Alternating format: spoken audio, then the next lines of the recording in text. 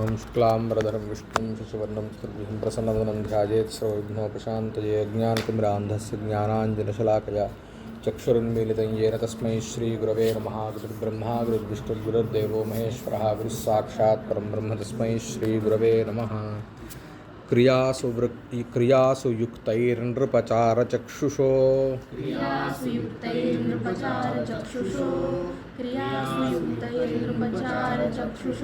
न वञ्चनीयाः प्रभवोऽनुजीविभिः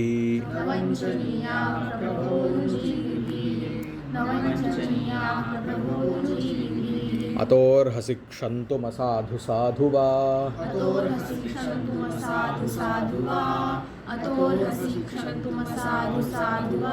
हितं मनोहारि च दुर्लभं वचः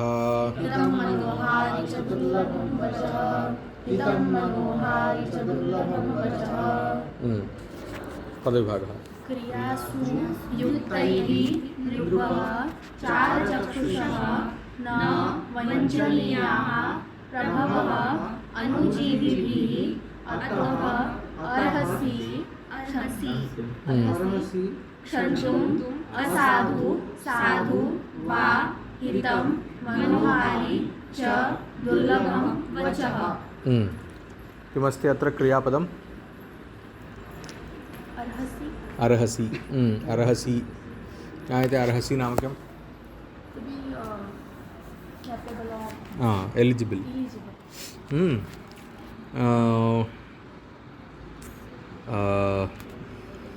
भवतु धातुः कः इति पश्यामः।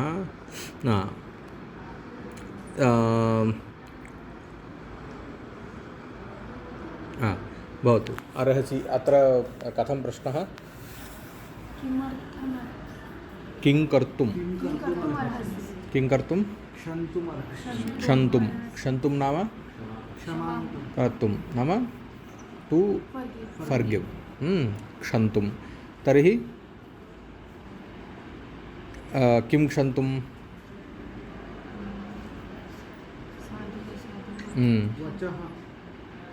साधु असाधु वा क्षन्तुम् अर्हसि।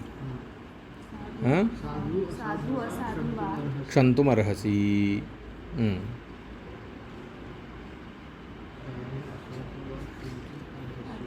जातम्। अत्र एकं वाक्यं जातम्। अनन्तरं भवन्ति न भवन्ति इति प्रकृते अध्याहारः कार्यः। न इत्यस्ति खलु न वञ्चनीयाः इति। सर्वदा क्रियापदं भवति इति न नियमः। नास्ति चेत् तत्र योग्यं क्रियापदं तत्र अध्याहर्तव्यं। तर्हि किमस्ति? न वञ्चनीयाः भवन्ति। न भवन्ति किं न भवन्ति? वञ्चनीयाः न भवन्ति।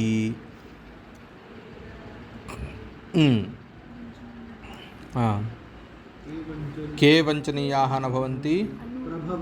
प्रभवः वञ्चनीयाः न भवन्ति। कैः भवतु? प्रभवः इत्यस्य विशेषणमस्ति वा?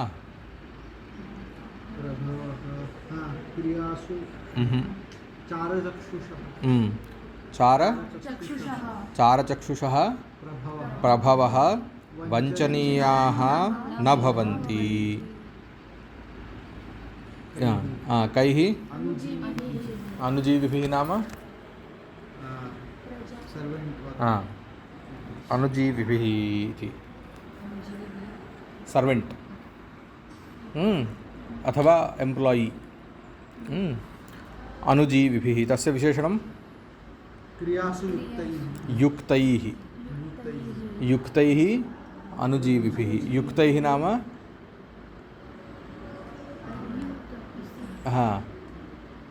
तदेव।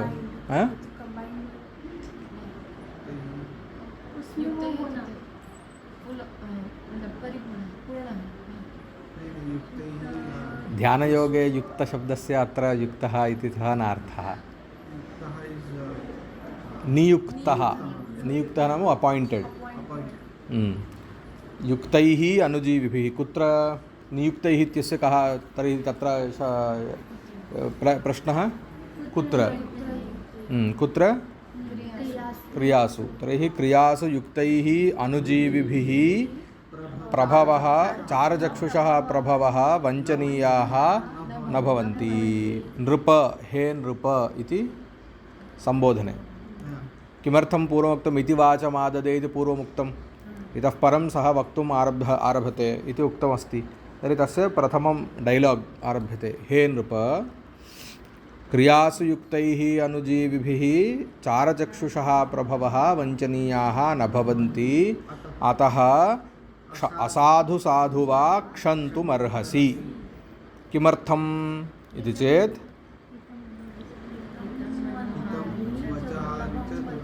वचः हितं मनोहारि च वचः दुर्लभं भवति। अवगतम्? अत्रापि पश्यतु, अन्वयः यदि केवलं विशेषविशेषणभावः इति स्वीक्रियते तर्हि वचः इत्यस्यैव दुर्लभं मनोहारी हितं सर्वमपि विशेषणं। तर्हि साधारणतया कथमुच्यते, अन्ते विशेष्यमुच्यते, ततः प्राग् विशेषणानि उच्यन्ते। किन्तु अत्र तथा उच्यते चेत् अर्थावबोधो भवति च हितं मनोहारि दुर्लभं वचः भवति इत्यपेक्षया हितं मनोहारि च वचः दुर्लभं भवति इति उच्यते चेत् अर्थवदस्ति वा? किमर्थवत् भाति? हितं मनोहारि च वचः दुर्लभं भवति इति यदा उच्यते तर्हि अत्र किमस्ति? उद्देश्यविशेषणभावः अस्ति। विशेष्यविशेषणभावः अपरः, उद्देश्यविशेषणभावः अपरः। वह्निमान् पर्वतः इत्यपेक्षया पर्वतः वह्निमान् इति उच्यते चेत् तत्र पर्वतः वह्निमान् इति तत्र उद्देश्यविशेषणभावः आगच्छति, नाम स्फुटम् अवगम्यते। तत्र यदि वह्निमान् पर्वतः इति उच्यते चेत् विशेष्यविशेषणभावः तत्र स्फुटः भवति। अवगतं? स्फुटं नाम क्लियर्। तर्हि स्फोटः नास्ति, स्फुटः। तर्हि तद्वत् प्रकृते हितं मनोहारी च वचः दुर्लभं भवति इति वचः इति उद्देश्यं कृत्वा तत्र दुर्लभं भवति इति विधीयते। तत्र दौर्लभ्यं विधीयते। इदं भवति अथवा इदं न भवति। अवगतं? तर्हि उद्देश्यविधेयभावः भिन्नः, विशेष्यविशेषणभावः भिन्नः। यदा अन्वयः उच्यते इदं सर्वम् अस्माकं मनसि अवगम्यते वा, अस्माभिरवगम्यते चेत् अन्वयः एकरीत्या आगच्छति। यदि अस्माभिरन्वयः नावगम्यते चेत् केवलं किं तत्र रटनं कृत्वा आगतं चेत् तत्र यथा कथञ्चित् आगन्तुं शक्नोति। तर्हि यदा किम् अत एव यदि अवगम्यते चेत् इतोपि वेगेन किं कण्ठस्थीकरणं सम्भवति इति भाति। किन्तु सर्वम् अवगम्यते चेदेव कण्ठस्थीकरणम् इत्यपि सम्यक् न, द्वयमपि भवेत्। भवतु। तर्हि अन्ततो गत्वा किमागतं? हे नृप क्रियासु युक्तैः अनुजीविभिः चारचक्षुषः प्रभवः वञ्चनीयाः न भवन्ति, अतः असाधु साधु वा क्षन्तुमर्हसि। हि इति नास्ति, तदपि अध्याहर्तव्यं। हि नाम यस्मात् इति पूर्वमुक्तं, यतः इत्यस्मिन् अर्थे। हि हितं मनोहारि च वचः दुर्लभं भवति। सः वक्तुमारब्धवान्। किं वदति? हे नृप, हे धर्मराज, किं वदति सः? क्रियासु नाम तत्तत् क्रियासु किञ्चित् कार्यं कर्तुमेव खलु कस्यचित् नियोगः क्रियते। इदानीं चारस्य किं कार्यं? शत्रुदेशं गत्वा तत्र किं प्रचलति इति ज्ञात्वा आगमनं। तस्य एकम् ऑब्जेक्टिव् अथवा मिशन् इति वा वक्तुं शक्यते। तादृशक्रियासु युक्तैः नाम नियुक्तैः अनुजीविभिः नाम भृत्यैः अथवा ये जीवन्ति। अनुशब्दस्य अनन्तरम् अथवा पश्चात् इत्यस्मिन् अर्थे। अनुजः इत्युच्यते खलु, अनुपश्चात् जायते इत्यनुजः। प्रकृते अनुजीवन्ति इत्यस्य कः अर्थः इत्युक्तौ प्रभ्वनुजीवति भृत्यः इत्यस्य आशयः कः? तेषाम् अनन्तरं जीवन्ति इति न आशयः, तेषाम् अधीने जीवन्ति। नाम ते प्रभवः नाम तेषाम् अधीने एते भवन्ति इत्यस्मिन् अर्थे अपि तत्र अनुशब्दः। अनुजीवन्ति इत्यनुजीविनः। तर्हि ये सबार्डिनेट्स् इत्यपि वक्तुं शक्यते। भृत्याः इत्यस्य अपेक्षया सबार्डिनेट् इति अभिप्रायः तत्र। ये अनुजीविनः भवन्ति तैः प्रभवः नाम ये किं प्रभुशब्दस्य प्रभवः नाम निग्रह अनुग्रहसमर्थाः इत्यर्थः उक्तः। सः प्रभवति इति प्रभुः। प्रभवति नाम शक्नोति। किं कर्तुं शक्नोति? सः कर्तुम् अकर्तुं वा अन्यथा कर्तुं वा शक्नोति। नाम एकं that means Hee can decide watt should happen. सः एव खलु प्रभुः। इदानीं प्रैम् मिनिस्टर् किं करोति? He decides how the nation should go forward. अतः एव सः प्रभुः इति उच्यते। सः प्रभवति नाम he is capable of doing things by his decisions खलु। तत्र बहु आर्मी अस्ति, बृहद् आर्मी अस्ति। तत् किं कर्तव्यं किं न कर्तव्यम् इति कः निश्चिनोति? अन्ततो गत्वा प्रभुः निश्चिनोति। अतः सः प्रभुरित्युच्यते। प्रभवति इति प्रभुः। सः किं प्रभवति? निग्रहम् अनुग्रहं वा कर्तुं प्रभवति। निग्रहः नाम कस्यचित् स्तम्भनं नाम निग्रहणम् इत्युच्यते खलु। अथवा कस्यचित् किं निरागसः वा यत्किञ्चित् सः। अनुग्रहः नाम तस्य उपरि नाम award. He can even remove you from the job or he can applaud you for your job. द्वयमपि कर्तुं सः शक्नोति। सः तादृशः प्रभवः वञ्चनीयाः न भवन्ति। नाम तेषां वञ्चना एतैः न कार्या। कैः? अनुजीविभिः एते वञ्चनीयाः न भवन्ति। इमे प्रभवः कथं सन्ति? चारचक्षुषः। चारचक्षुषः नाम किं? चाराः नाम किं? गूढाचारिणः। गूढाचारिणः एव चक्षुंषि येषां नाम ते स्वराज्ये किं किं प्रचलति इति कथं जानन्ति? चारैः एव जानन्ति। There is even now something called S intelligence wing.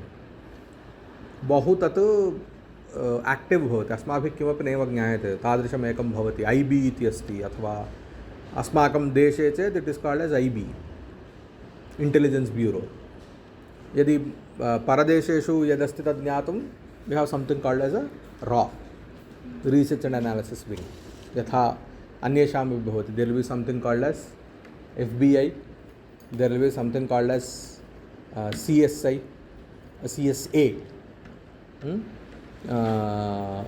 इति बहुविधं प्रत्येकस्मिन् देशे यथा एकैकस्यापि अन्तः यदस्ति इंटर्नल मैटर्स विषये इंटेलिजेंस कृते एकं भवति, एक्सटर्नल अफेयर्स विषये भवति। तर्हि तेनैव किं यः भवति प्रभुः सः सर्वं जानाति। अन्यथा सः सर्वत्र गत्वा पश्यति वा किम्?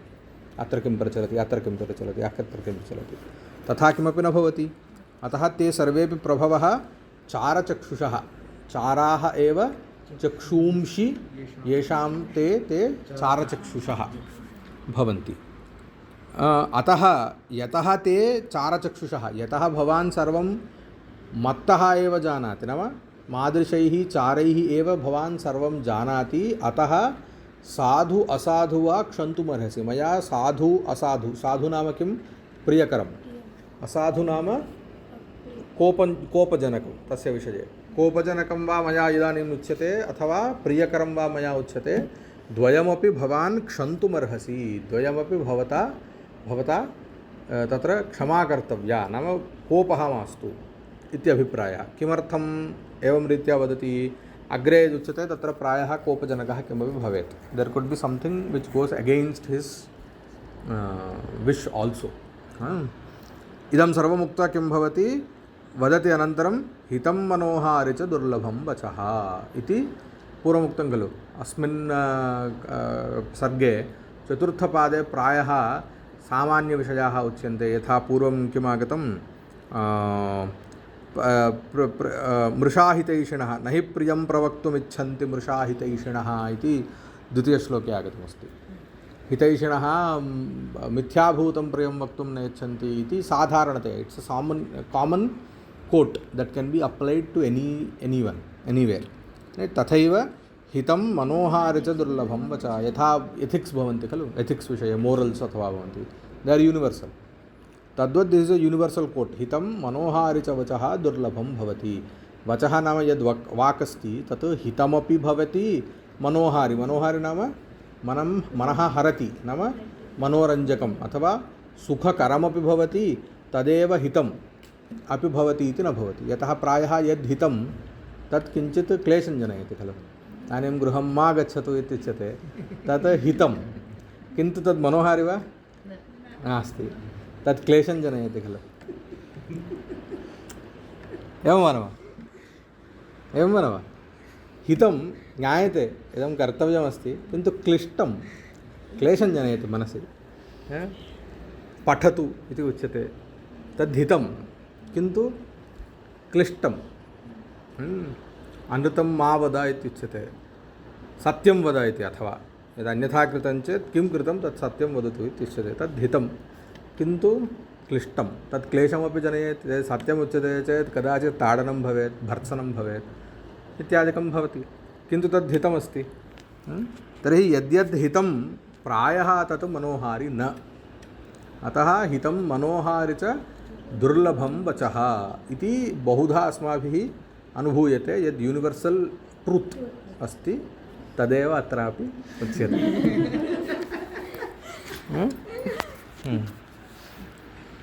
तदेव वदति अयम् अत्र। भवतु अग्रे। क्रियासु आकारान्तस्त्रीलिङ्गि क्रियाशब्दः सप्तम्यन्तं बहुवचनं। युक्तैः अकारान्त पुल्लिङ्ग तृतीया विभक्ति बहुवचनं। अत्र संबोधन कः अन्तः किमन्तः? अकारः चारः अकारान्त पुल्लिङ्ग प्रथमा एकवचनं। ऐ कः? चारचक्षुषः। एवं चक्षुषकारान्त पुल्लिङ्ग चक्षुषः प्रथमा एकवचनं।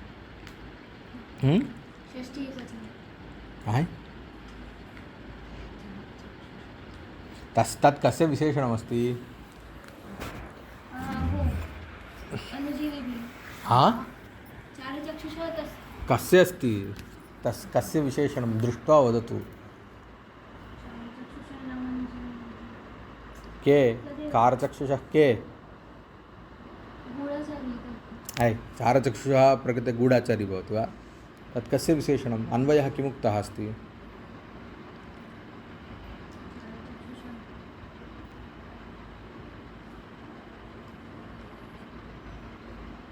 किमस्ति? कस्य विशेषणं? प्रभावः इत्यस्य खलु विशेषणं। तर्हि कस्मिन् कदा कथं भवति? प्रभावः इति कस्मिन् लिङ्गे अस्ति? तर्हि इदं नपुंसकलिङ्गे भवति वा?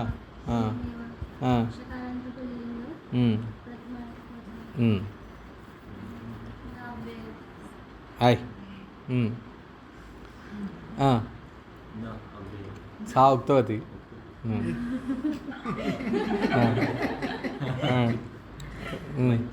वञ्चनीयाः। वञ्चनीयाः इत्यस्ति।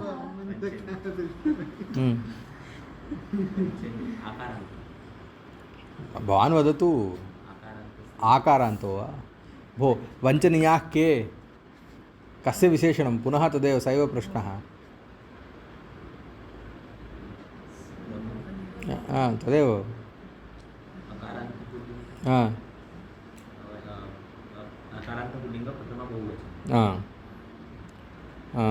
वञ्चनीया जातमनन्तरं प्रभवः उकारान्त पुल्लिङ्ग प्रथमा बहुवचनं। अनुजीवी नकारान्त तृतीया विभक्ति बहुवचनं। कथं भवति रूपं? तृतीया अनुजीवी अनुजीवी तृतीया अनुजीविभ्यः अनुजीविभिः। अव्ययम्। अर्हसि इति खलु? अर्हधातु भवतु। अर्हधातु इति अस्ति वा? तद् दृष्ट्वा वक्तव्यं। केवलं तत्र अस्ति इति कृत्वा अर्ह इति भवेद्वा?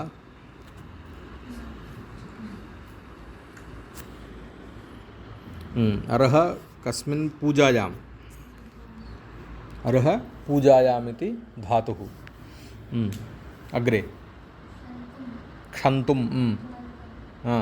अद्य सर्वम् अव्ययमेव आगच्छति तस्य। असाधु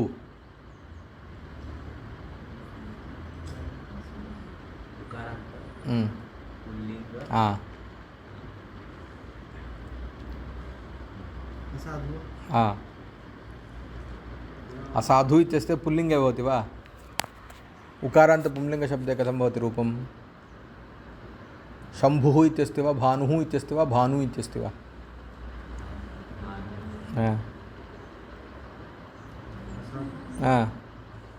उकारान्त नपुंसकलिङ्गे असाधु शब्दस्य प्रथमा वा?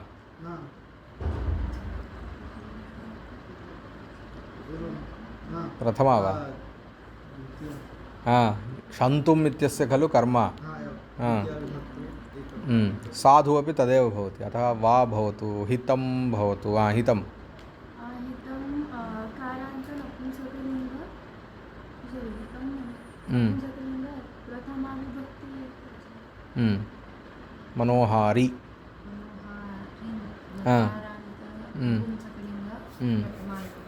कथं भवति रूपं? मनोहारी, मनोहारिणो, मनोहारी नपुंसकलिङ्गे मनोहारी, मनोहारिणी, मनोहारी, मनोहारिणी, मनोहारीणि, वारि, वारिणी, वारीणि च भवतु दुर्लभम्। अकारान्त नपुंसक प्रथमा वचः वाक् वा? तत्र वचः इत्यस्ति भवति, वाक् इति वदति।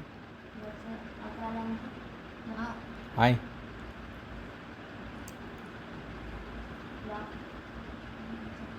वो वाक शब्द है ना, वो अलग है।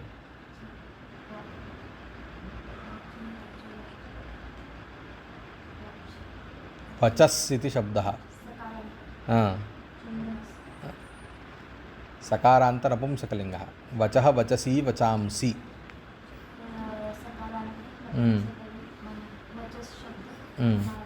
प्रथमा एकवचनम्। अनन्तरम् अत्र इतोपि एकं पूर्वमुक्तं खलु, चारचक्षुषः नृपः भवति इति। तत्र उच्यते स्वपरमण्डले कार्याकार्यावलोकने चारचक्षुंषि क्षितिपतीनाम् इति तत्र उच्यते।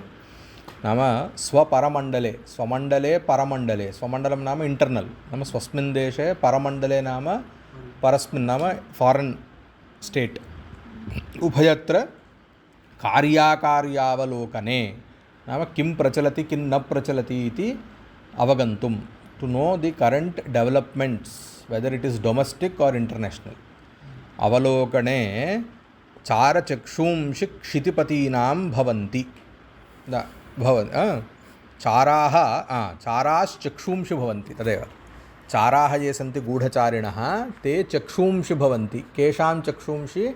क्षितिपतीनां चक्षुंषि भवन्ति, नाम राज्ञां चक्षुंषि भवन्ति। They will be the eyes of the king or the ruler। के भवन्ति? चाराः इति तत्र नीतिवाक्यं। चारचक्षुषः, चाराः एव चक्षुंषि येषां ते चारचक्षुषः। बहुव्रीहिः चक्षुंषि येषां ते, अतः एव पुल्लिङ्गे, अन्यथा चक्षुशब्दः नपुंसकलिङ्गे खलु, तस्य लिङ्गपरिवर्तनं बहुव्रीहि इत्यतः जातम्। अनन्तरं चाराः इत्यस्ति इति चेत् व्युत्पत्तिः कथं? चरन्ति इति चराः, ये चरन्ति ते अटन्तः भवन्ति इतस्ततः। चराः एव चाराः, ते चरन्ति इत्यतएव ते चाराः इति उच्यन्ते। गूढाचाराः इति किमर्थम् उच्यन्ते? ते कथं चरन्ति? गूढं सीक्रेट इत्यपेक्षया they don't what is secret about them, इतस्ततः पठन्ति। So their identity is not known, their real identity is not known. Spy thrillers किमपि पश्यन्ति वा? न पश्यतं, दृष्टं वा? किमपि दृष्टं वा? किं दृष्टं? ओ इदं वा? ओके। मनोहारी, मनः हरति इति मनोहारी जातं वा? तावदेव, अत्र अन्यत् किमपि नास्ति। भवतु एकवारं श्लोकं पठित्वा समापयामः। क्रियासु युक्तैर्नृपचारचक्षुषो न वञ्चनीयाः प्रभवोऽनुजीविभिः अतोऽर्हसि क्षन्तुमसाधु साधु वा हितं मनोहारि च दुर्लभं वचः।